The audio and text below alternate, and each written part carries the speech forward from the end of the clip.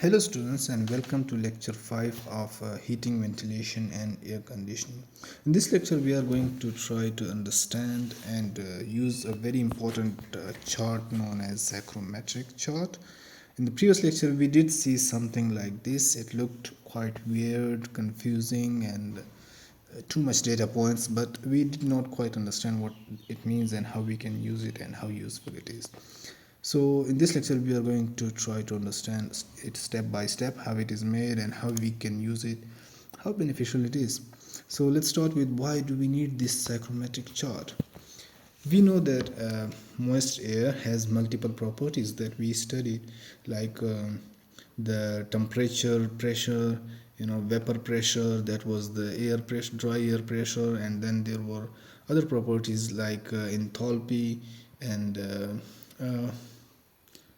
further you can see all of these six written over here, like dew point temperature, wet bulb temperature, humidity ratio, relative humidity and dry bulb temperature. So there were multiple properties of moist air, and we use certain calculations and formulas to actually do that, but it's quite lengthy and repetitive and no one wants to do the calculations.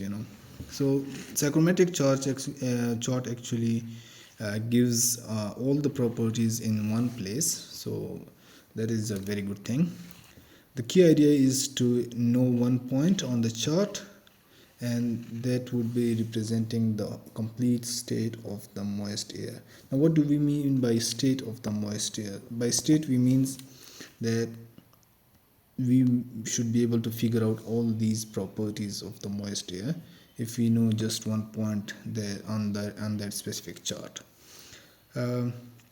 Keep in mind that these charts are built for constant pressure. Now generally in HVAC systems we are talking about the atmospheric pressure, usually 1 atm or 101.325 kPa. So these charts are built for a specific temperature. In this case we will be using the psychrometric chart for the atmospheric pressure, as is required for the HVAC systems, and we should be able to figure out these values if we know a certain point on that chart.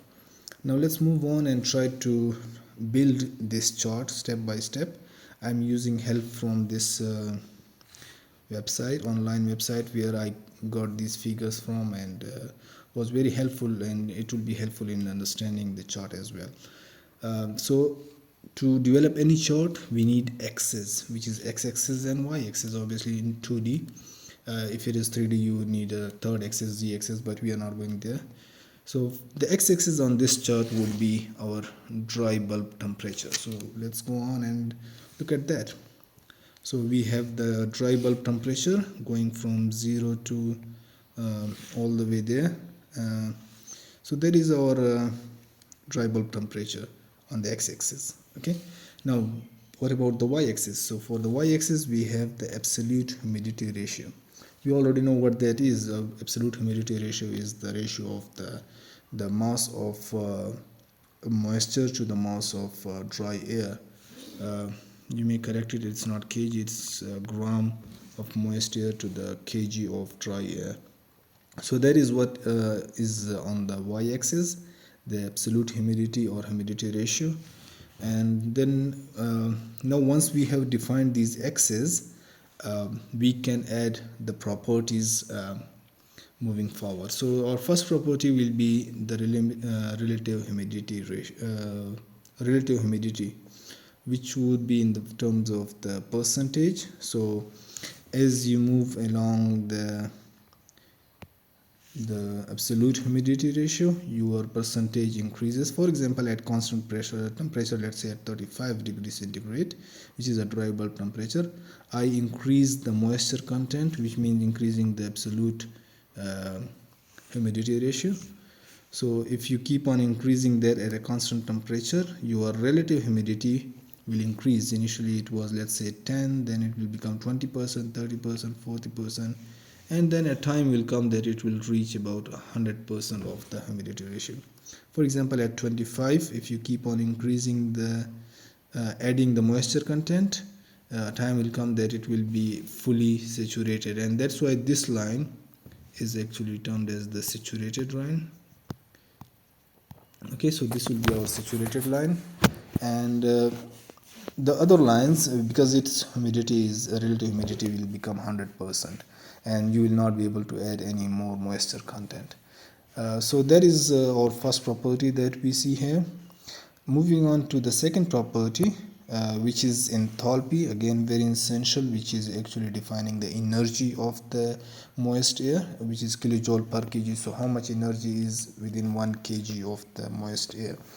And these are kind of inclined lines, so you see starting from 10 here, moving all the way to 110 and all up. So these are these inclined lines, and you may notice that with increasing the moisture content, your enthalpy increases, the overall energy content within per kg of moist air increases. So these are defined by these inclined lines, and we just plot them accordingly. The next property for this would be the vapor pressure, very essential property. The vapor pressure, which will be the pressure of the air, or the partial pressure of the air that is applied by the vapor. These are actually given by these horizontal line, starting from here, from 0 to 1, 2, 3, 4, and all the way up. Okay, so these are increasing as you increase the vapor content. So you increase the vapor or moisture, and it increases vertically. So that is very easy to understand. Obviously, you increase the moisture content, the pressure applied by the moisture content will increase, as this is the partial pressure applied by the vapor. We did see that the total pressure according to the Dalton law was PV plus PA, which was the pressure applied by the vapor, pressure applied by the dry air, and it was the total pressure of the air, moist air. Okay, so if you increase the moisture content, this will increase vertically. So that's very simple to understand. The next property is the specific volume, which is cubic meter per kg, and they are also kind of inclined.